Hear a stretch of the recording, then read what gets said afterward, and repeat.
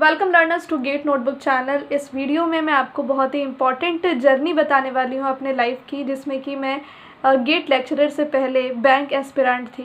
ये सुन के बहुत शॉकिंग लगा होगा आपको कि एक गेट लेक्चरर कभी बैंक एस्पिरेंट थी, उसने कभी बैंक एग्ज़ाम की तैयारी की थी, क्योंकि दोनों का सिलेबस ऑलमोस्ट बिल्कुल भी सेम नहीं है, बिल्कुल भी सेम नहीं है। हाँ, आप ये कह सकते हैं कि गेट एग्ज़ाम का जो एक सेक्शन होता है ना, वो पूरा सिलेबस होता था बैंक एग्ज़ाम का। तो गेट एग्ज़ाम का सेक्शन है जनरल एप्टीट्यूड, और वही पूरे बैंक एग्ज़ाम में पूछा जाता है। तो मुझे इंटरेस्ट तो बिल्कुल भी नहीं था, मुझे इंटरेस्ट हमेशा से अपने टेक्निकल सब्जेक्ट्स में रहता था।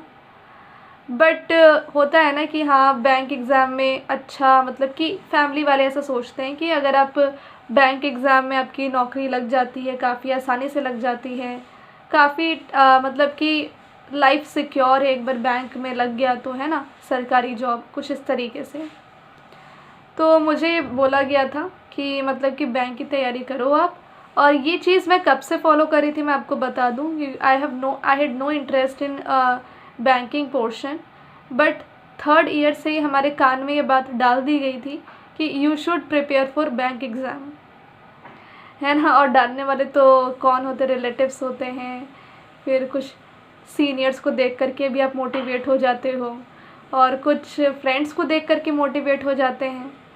अभी उनको कंप्यूटर साइंस में इंटरेस्ट नहीं, तो हम भी तो अपना थोड़ी ना वो कुआं में कूदेंगे, तो क्या हम भी कुआं में कूद जाएंगे। तो कुछ वैसा वाला सीन चल रहा था, जो मुझे बताने वाला कोई नहीं था उस वक्त, मुझे कोई गाइड करने वाला नहीं था। I was in first year second year of my BTech, और मुझे बताया गया था कि आप ना बैंक की तैयारी करो। ये तो बस एग्ज़ाम, जो कंप्यूटर साइंस वाले जो होते हैं सब्जेक्ट्स, ये तो बस एग्ज़ाम को पास करने के लिए होते हैं सेमेस्टर वाले, तो उनको उतना सीरियसली मत लो, आप बैंक एग्ज़ाम की तैयारी करो। तो मैं तैयारी करती थी। आई हेट रीजनिंग, मुझे रीजनिंग काफ़ी गंदी लगती थी। रीजनिंग में प्रैक्टिस करती रहती थी, उसमें पज़ल्स बनाना मुझे सबसे गंदा लगता था।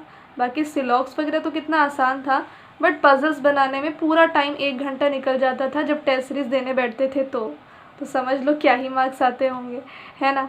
तो इंटरेस्ट वाली बात होती है। अभी इंटरेस्ट उस जगह पे था ही नहीं, और उस चीज़ की कोशिश की जा रही थी।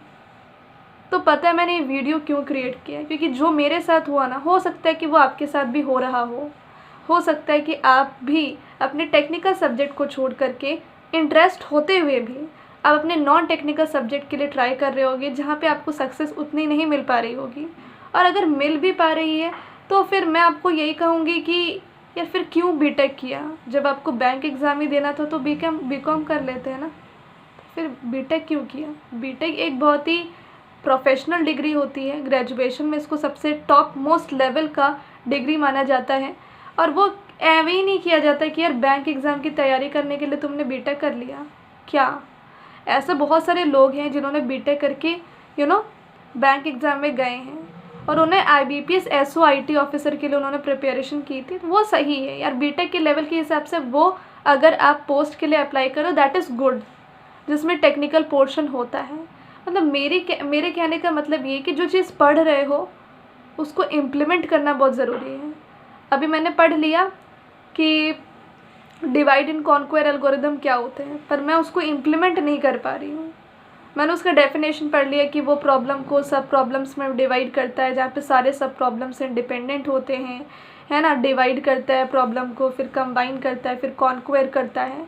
ठीक है, कैसे करता है ये मैंने पढ़ा ही नहीं।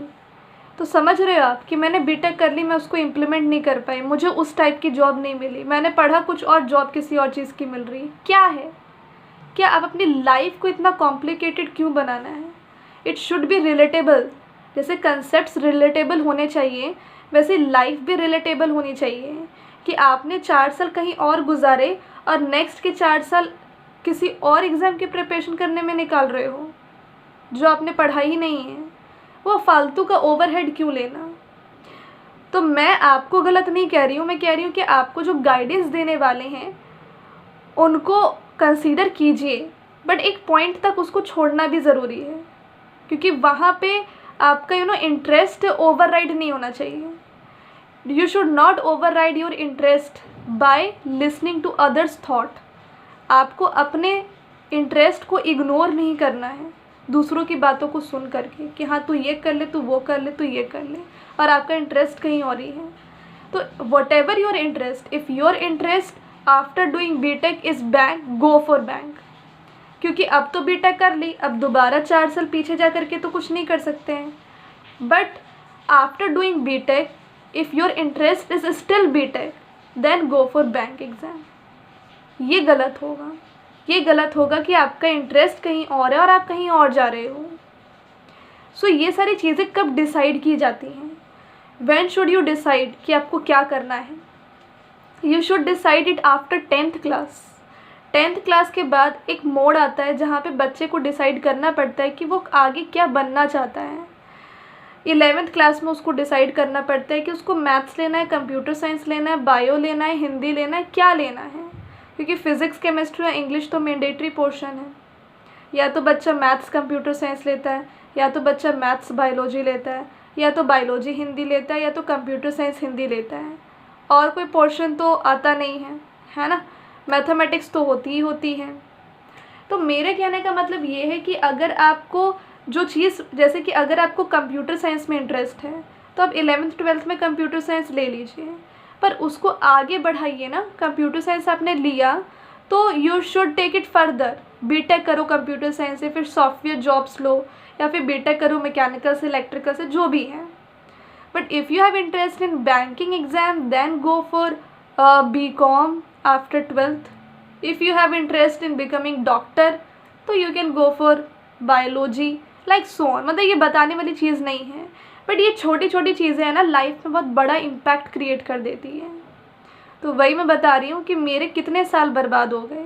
मेरे 2 साल तो यही चीज़ सोचने में बर्बाद हो गए कि मुझे बैंक एग्ज़ाम देना चाहिए या फिर मुझे कंप्यूटर साइंस फील्ड में एक डेवलपर की जॉब करनी चाहिए।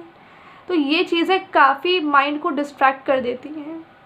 But when I came to Unacademy, I started teaching. I loved computer science. Computer science से प्यार हो गया और मैं अभी कंप्यूटर साइंस फील्ड में बनी हुई हूँ क्योंकि मुझे उससे प्यार है। ऑब्वियस सी बात है कि अगर मुझे कंप्यूटर साइंस अच्छा नहीं लगता तो मैं इस फील्ड में होती ही नहीं, है ना। तो वो रेगुलर जो इंटरेस्ट है जहाँ पर उधर जाना चाहिए। Don't go forcely anywhere.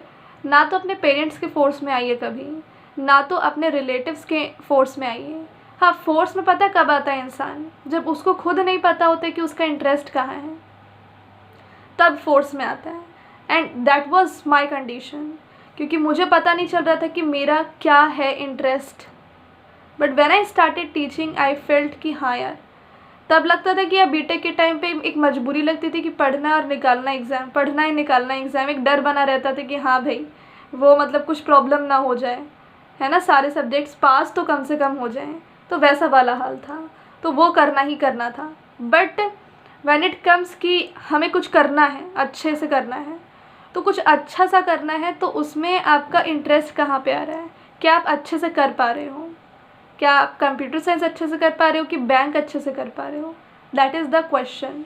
तो please ask a question to yourself, what is your interest, what is your interest.